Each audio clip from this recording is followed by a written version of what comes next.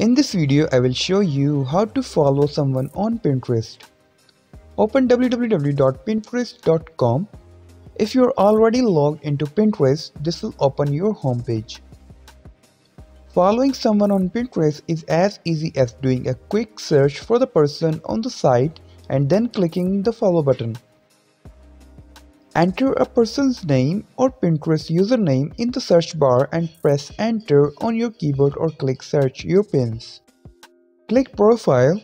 You will find the profile button just below the search bar. Find the person you want to follow. Click on a profile picture to open the profile.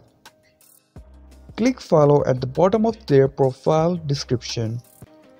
There is also a problem with this video, so ask about the comments. Any problem related to social media and internet, let them know in the comment bar so that a video can be made on it.